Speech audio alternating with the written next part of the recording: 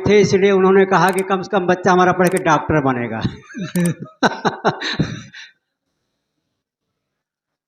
अर्जी मंदिर संत समाज, सत्संग प्रेम बंधु, श्रद्धा मूर्ति देवियों, बड़े सौभाग्य की बात है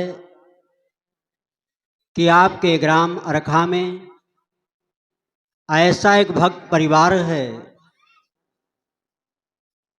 जो साल भर में एक बार संतों को बुला करके उनकी सेवा करते हैं, उनके विचारों को सुनते हैं, साथ साथ आप जैसे लोगों को बुला करके उनके विचारों से अवगत कराते हैं। हम लोगों का भी धन्यवाद है कि कहाँ कहाँ से आते हैं, आप सब लोगों का दर्शन करते हैं। मैं अपनी बात एक कहानी के माध्यम से कह रहा हूँ। होली का पर्व था, एक महात्मा किसी भक्त के यहाँ रोके थे।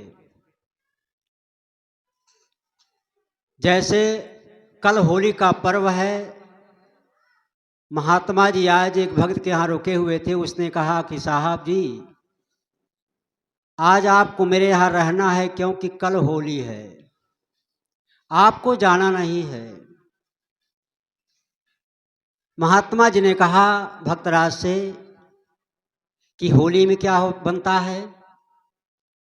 उन्होंने कहा महात्मा जी, होली के समय हमारे यहाँ मालपुआ बनेगा। क्या कहा? मालपुआ। महात्मा जी ने कहा भक्तराज, मालपुआ में क्या क्या सामान डाला जाता है? उन्होंने कहा देखो भाई, उसमें दूध पड़ता है, घी पड़ता है, काजू किशमिश छुहारा बादाम पड़ता है, उसमें केला इत्यादि पड़ता है। तो महात्मा ने कहा भैया तो बड़ा अच्छा लगे खाने में। कहा हाँ महाराज। कहा ठीक है, साफ सफाई से बनाना है आप। कहा ठीक है महाराज, साफ सफाई से बनाएंगे। महात्मा जी का आसन लगा दिए। महात्मा जी अपने आसन विराजमान होकर अपना भजन भाव करने लगे। दूसरा दिन जब हुआ होली का पर्व, तो सुबह कढ़ाई चढ़ गई देसी घी की मालपुआ बनाने के लिए। उसमें तमाम आइटम था। मालपुआ जब बन के तैयार हो रहा है तो महात्मा जी का आसन ऊपर कमरे में लगा है, और जिस कमरे में लगा है बगल में गोसाई घर, अर्थात जहाँ पे भगवान तमाम रखे हुए हैं। सब घरों में कोई न कोई भगवान तो रखा ही है। पुरुषों का भगवान अलग होता है तो देवियों का भगवान अलग होता है, एक दूसरे के भगवान से संतुष्ट नहीं है। तो उसी कमरे में महात्मा जी का आसन लगा था।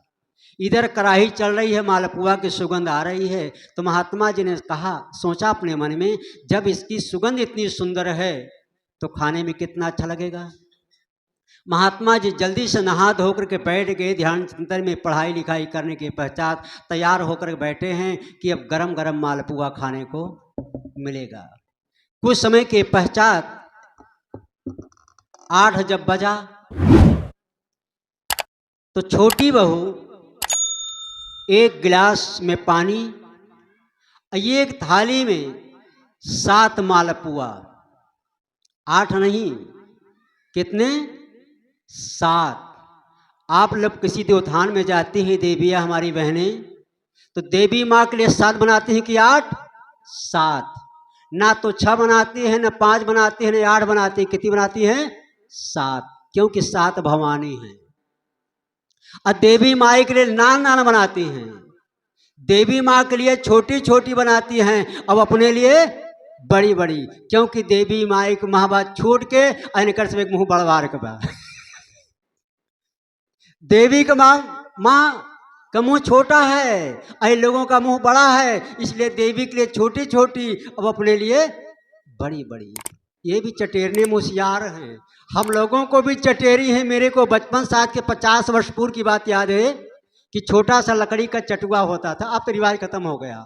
मुग्दर के आकार का रोगन लगा होता था। माताएं बच्चे को चटुआ पकड़ा देती थी, बच्चा चटुआ में लुगत जाता था। माताएं काम करती थी, और जब बच्चे को भूख लगती थी ना, तो बता चटुआ को फेंक करके हाथ पैर पटक करके रोने लगता था। तो माँ समझ गई बच्चा टेरने में बच्चा नहीं आएगा। कि देवियाँ हम लोग चटेरती हैं, भगवान को भी चटेर देती हैं। ये माँ बच्चे को उठा करके सीने में लगाती है, बच्चे को दूध पिलाती है, जब बच्चे की भूख शांत होती है। तो एक छोटी बहू जो घर की थी, एक थाली में मालपुआ गरम गरम लाल लाल गुलाबी रंग के लेकर के उसमें एक थाली में मालपुआ और पानी को एक गिलास में लेकर गई। महात्मा जी सोचे अब मालपुआ मेरे पास आ रहा है, अब मैं गरम गरम खाऊंगा।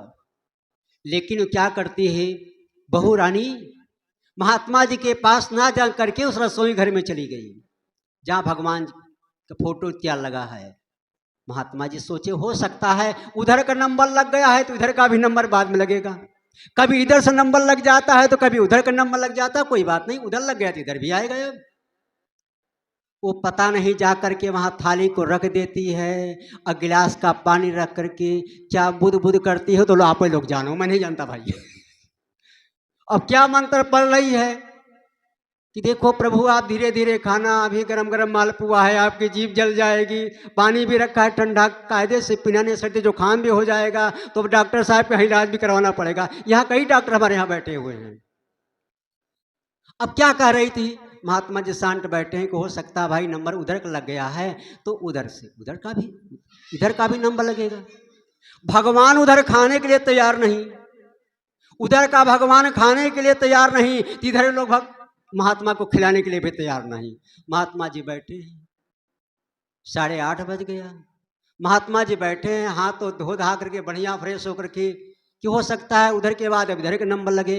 9 बज गया, अभी मालपुआ महात्मा जी के पास नहीं आया, तो महात्मा जी ने सोचा जो होगा फिर देखा जाएगा। महात्मा जी ने दरवाजा को बंद कर दिया, सिकड़ी अंदर से लगा दिया, और जो मालपुआ उसमें साथ गरम गरम रखा था महात्मा जी उठा लाए।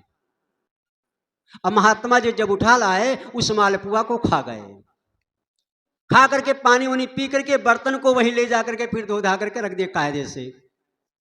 जब 9:30 बज गया,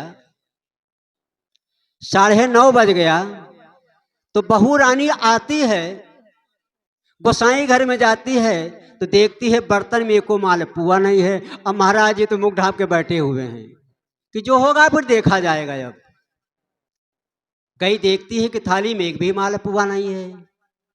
उसने कहा साहब मालपुआ क्या हुआ?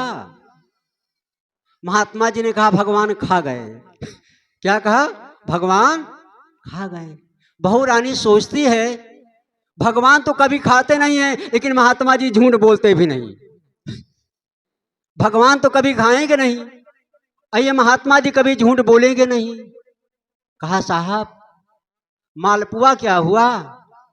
महात्मा जी ने कहा भगवान खा गए। कहा नहीं साहेब, भगवान मालपुआ नहीं खाते हैं। कहा आज तो खा गए ना, आज तो खा गए। कहीं नहीं साहब भगवान नहीं खाते। कहा तुमको पूर्ण विश्वास है कि नहीं खाते? कहा हाँ साहब मेरे को पूर्ण विश्वास है कि भगवान कभी मालपुआ नहीं खाते। कहा पूर्ण विश्वास है? कहा हाँ। तो कहा खिलाती क्यों हो? जब खाते नहीं है तो खिलाती क्यों हो?